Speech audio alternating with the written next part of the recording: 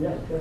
Some of us might not know what cap and trade is, and I know you have a really good analogy for explaining it. Well, what cap and trade does is it caps the amount of CO2 that you can have, and if for example you're a coal-fired plant like American Electric Power, 98% of the power that powers these lights is coal-fired. So a lot of the people in the Midwest, the power companies in the Midwest, are going to be above, no matter what limit you put on it, they'll probably be above it. So they have to buy credits to make up the difference from where they are in pollution, CO2 pollution, and where the allowable amount is. And then people with nuclear and hydroelectric can sell their credits. So it is a transfer of wealth between one and the other. And the whole point is then to bring the level down over time. The problem is this whole system's only in the U.S. So if you're in China, Mexico, India, or Brazil, you're not under the same restrictions. And China's putting two nuclear power plants two coal-fired power plants online a week.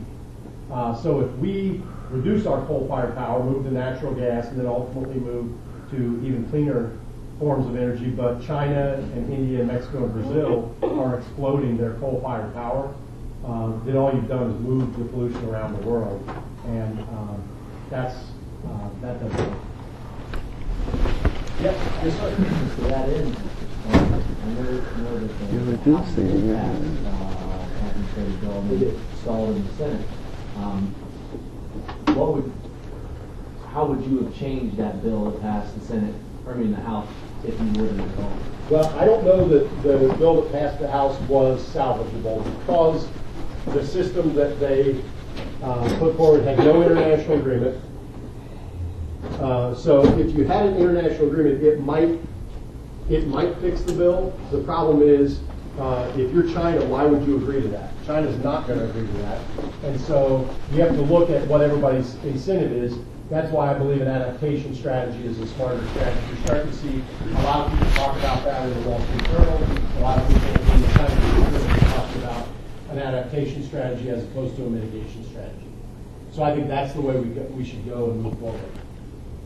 Yes, sir. So where do you stand on the Stivers Pratt Whitney engine? Well, there's the Joint Striker Force, Joint Striker engine. There's Pratt & Whitney today. The Defense Department has negotiated a sole source contract with Pratt & Whitney. I just think any time you do sourcing, it's always a bad idea to have a sole source. So I believe in competition because what happens when you have a sole source is the people who have the sole source contract, when it comes to spare parts, when it comes to changes, when it comes to replacement engines, they've really got you by somewhere you don't want them to head. So it's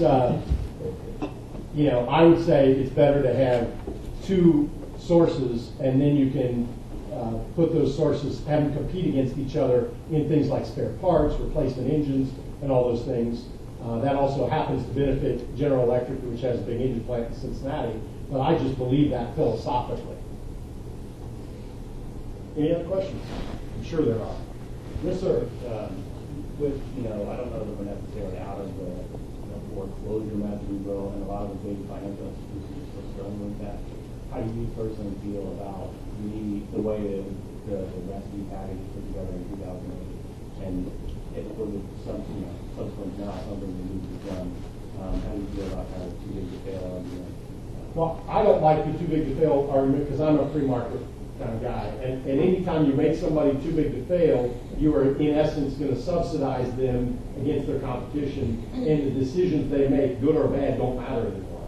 Although in the good times, they benefit and get all the upside, and in the down times, the government bails them out. Well, how is that fair to anybody that has to compete against them? And there's, in this new financial regulatory reform bill, they picked 12 companies or so and put them on, maybe it was 20, and put them on this systemic risk list, which really means those companies will get bailed out in the future, and it makes it a more permanent bailout. I believe if companies are so big that them failing causes the whole economy to tank, then we've let our antitrust laws fail us. And they shouldn't have been that big in the first place. So I think we need to examine whether people are too big, that we can let them fail, and if they are, we need to split that up so that we don't have companies that are too big to fail, and then let the free market work, because when people succeed, they need to succeed, but when they fail, they need to fail. And there'll be somebody who does a better job who will come to take their place. I just think the system, unfortunately, encouraged very negligent behaviors by the banks. Freddie and Fannie were buying up any mortgage you could sell to them. Nobody checked the documents.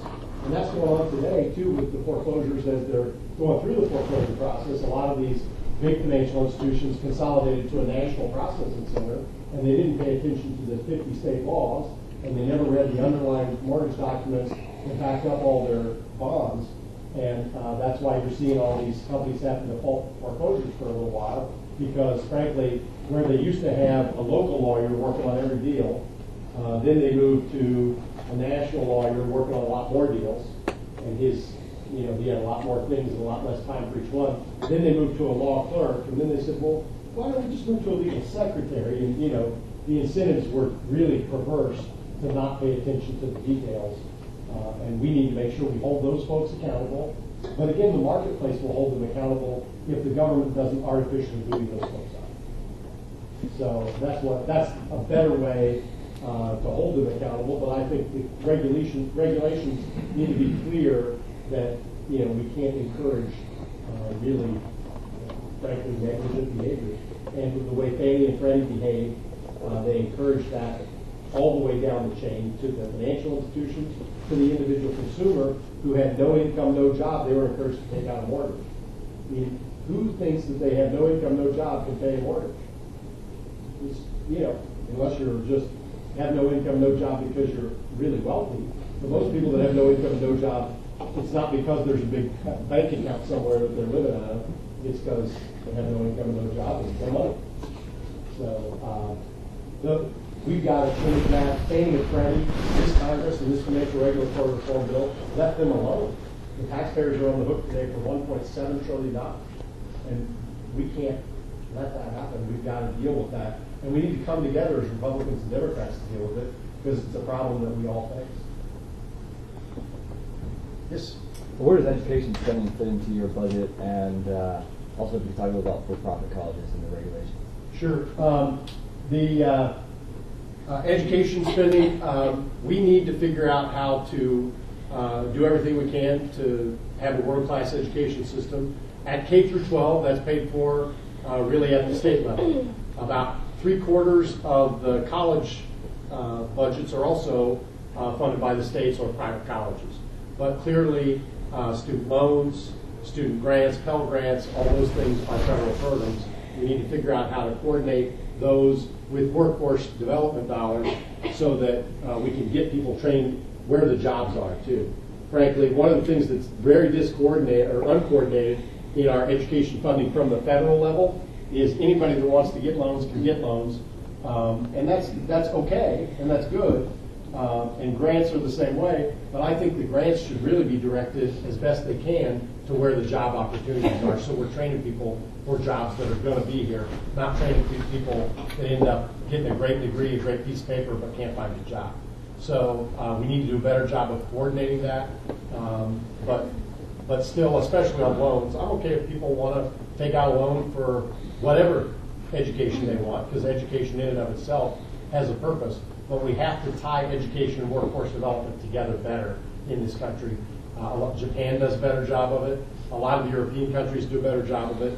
And in America, we've got, I think we have 11 different workforce development programs, and they're not coordinated in any way.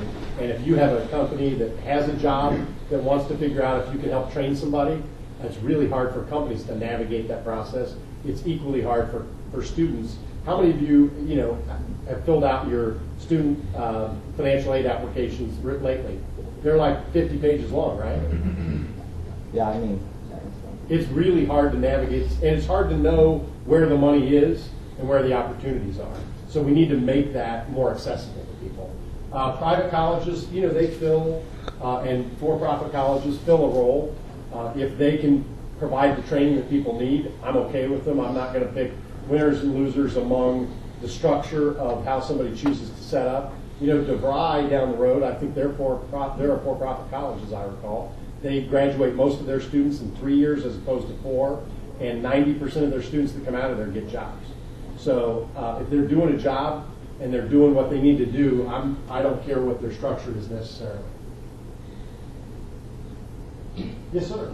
What specifically would you cut spending? Would you cut into entitlements, raise like retirement age, like Martha Rubio wants to do with Social Security, repeal Obamacare, cut defense? Where is that? Well, I think we need to work hard to look at every program and figure out where there is waste, fraud, and abuse, where we can cut, where the programs that aren't working. Let me give you a couple examples specifically. 10% of the Medicare budget is waste, fraud, and abuse in almost every study that comes out. We need to work hard to identify that and cut that. We need to figure out how to cut things in the defense budget. We need to wind up the wars in Iraq and Afghanistan as quick as we can and reduce that spending, but we need to do it in a smart way. Frankly, I think the President's done a decent job in Iraq of winding down combat operations, turning over the operations to the Iraqi Army. The Iraqi Army has been ready to take those, and they've done a decent job of standing up and doing a good job. We need to figure out how to do the same thing in Afghanistan. There's a couple problems there that make it harder. It's a much more fragmented society, and the Afghan government is much less legitimate, unfortunately. So they're not as ready to take things up.